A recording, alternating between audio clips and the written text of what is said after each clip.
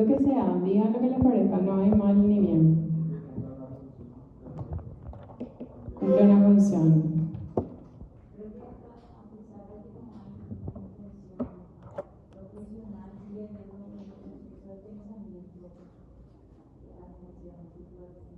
Ok. Esto va un poco vinculado a lo que decíamos en las primeras clases, que es arquitectura y que no es arquitectura, ¿verdad? Y podemos encontrar valor en construcciones que no fueran pensadas como con arquitectos como tal, ¿sí o no? ¿Qué dicen?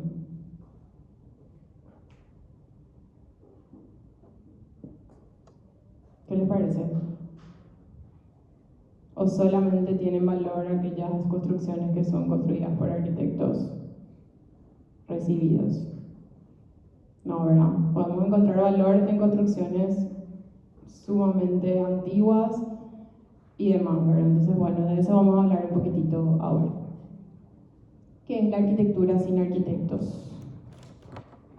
La arquitectura sin arquitectos es aquella que no tiene una denominación específica, ¿verdad? Podemos llamarla de muchas maneras, podemos decir que es vernácula, que es autóctona, que es popular, que es espontánea o anónima, indígena, rural. Todo esto vendría a ser arquitectura sin arquitectos, ¿sí?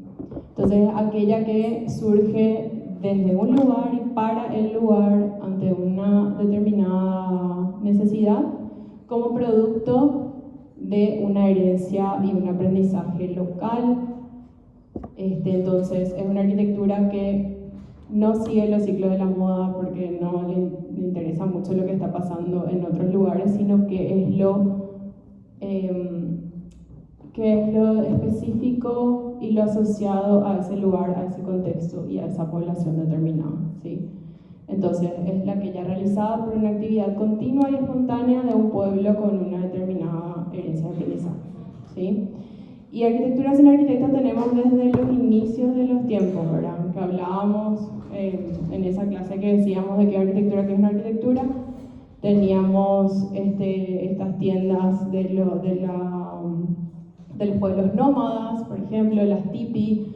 Tenemos acá ejemplos de Lepuy guaraní. Tenemos también arquitectura más sofisticada, por así decir, esa que vemos en nuestros viajes y demás. Viviendas de Italia, de Europa, ¿verdad? O sea, todo eso constituye arquitectura que no necesariamente fue hecha o pensada por arquitectos como tales, pero que tienen un gran valor porque aportan a todo esto que decíamos, ¿verdad? En la siguiente tenemos ejemplos, bueno, civilizaciones de las cuales nos llevamos un montón de aprendizaje y que hasta hoy día no sabemos cómo es lo que construyeron su obra, ¿verdad? Machu Picchu en Perú, tenemos el Monte Albán en México, tenemos, bueno, las pirámides de Egipto y un sinfín de ejemplos, ¿verdad? Porque casi el 90% de las construcciones que están a nivel mundial son hechas son lo que se constituye como arquitectura sin arquitectos, ¿verdad? Que es la construcción espontánea ante una necesidad de un pueblo con lo que tenemos a mano, ¿sí? Entonces, la arquitectura vernácula es testimonio de cultura popular y está caracterizada por esto, por el uso adecuado de materiales, sistemas constructivos y conocimientos propios de una región. Y acá también está el gran valor de esta arquitectura, ¿verdad? Porque se da en estrecho relacionamiento con el lugar en el que está, ¿verdad?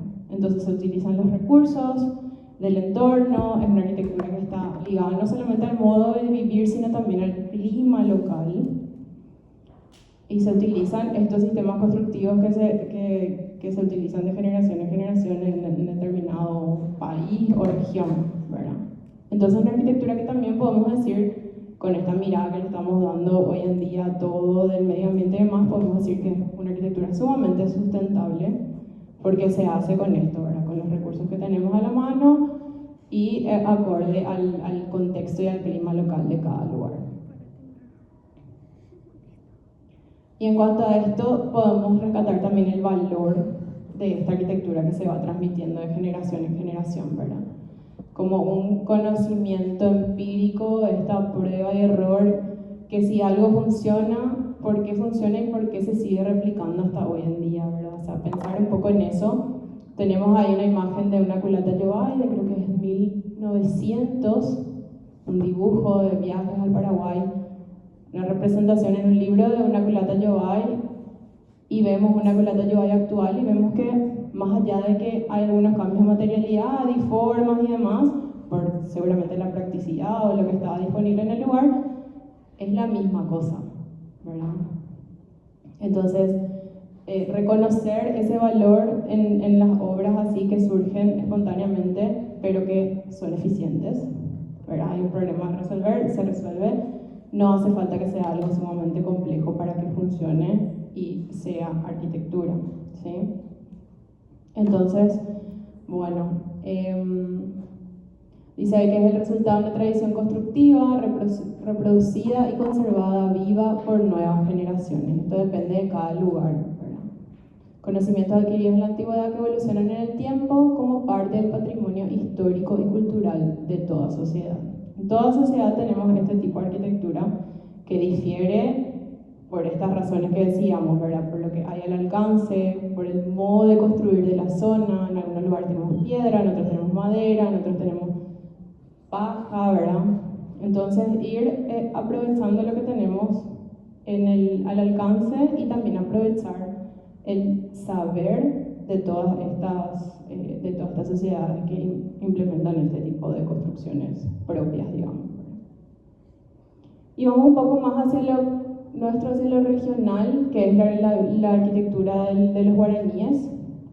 Un poco de esto ya hablamos también en clases pasadas, pero es un poco analizar esto que decíamos de cómo la arquitectura está estrechamente ligada a los habitantes o para quién está construida, ¿sí?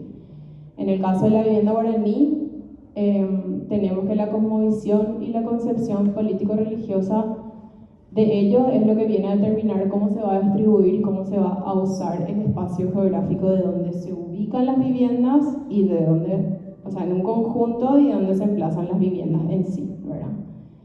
Entonces, su relacionamiento se basa en la comunicación entre los miembros de su grupo de entorno social y de esta manera también se van a venir a ordenar los elementos de su construcción, ¿verdad? El espacio, la forma y la función van a estar directamente relacionados con las actividades que ellos realizan dentro. Tenemos construcciones que son estas grandes viviendas, estos hogar guazú, las cuales albergan 30 a 50 familias, que hoy en día en estas comunidades ya no viene a ser el hogar guazú como tal, sino que se convirtió en algo un poco más espiritual, más religioso, como una especie de templo. Pero básicamente la función de la vivienda era para dormir y nada más, ¿verdad? Porque todas las otras funciones de la transmisión de conocimientos, de relacionamiento social, de cocinar, de aprender, todo se da fuera de la vivienda en este caso, ¿verdad? Y en la siguiente podemos ver cómo también en este tipo de arquitectura todo está pensado de acuerdo a quiénes va dirigido, ¿sí? Hasta la escala de la vivienda, las proporciones, esto es el brazo que se estira, no necesita ser mucho más alto que eso, entonces adquiere esas medidas, ¿verdad? Y también cómo se dispone, ¿verdad? Cómo es el día a día de los guaraníes, la costumbre que hay de visitar de casa en casa, entonces las casas distan entre sí por este motivo. Hacer este recorrido es algo como casi ceremonial, ¿verdad? Entonces, bueno, es analizar un poco a quién va dirigida la obra, quién va a habitar, cómo se puede construir con lo que está al alcance, ¿verdad? Tratar de aprender de estos tipos de arquitectura, ¿verdad? Eso es lo que le estamos proponiendo con este apartado. Ahí tenemos al final una última diapositiva en la cual vemos, esto ya es arquitectura hecha por arquitectos como tal, ¿verdad? Pero son arquitectos que lograron incorporar a sus obras, o estudios que lograron incorporar a sus obras estos principios de la arquitectura sin arquitectos o del tradicional de cada lugar, ¿sí? Entonces hay muchísimo que podemos aprender de esta arquitectura vernácula, espontánea, ya sea los colores, ¿verdad? El agua, el vínculo con el entorno, cómo nosotros nos relacionamos y mantenemos viva la tradición o las costumbres de un determinado lugar. Son los llamados regionalismos en la arquitectura, ¿sí? Entonces, reflexionar un poco la idea es sobre qué queremos para nuestra arquitectura, para nuestras obras, además de que, bueno, pues ya vinculamos a cómo esto fue pensado con los métodos y demás, ¿verdad? Dentro de lo académico. ¿Cuál es nuestra búsqueda y qué queremos transmitir? ¿Cuál es el mensaje con nuestros proyectos? Entonces les dejamos un poco para que se lleven esa reflexión acerca de la arquitectura sin arquitectos frente a la arquitectura con arquitectos y cómo eso se puede conjugar. ¿Sí? Bueno, súper. Vamos a hacer receso ahora hasta las 12, si les parece, y a la vuelta hacemos un ejercicio rápido.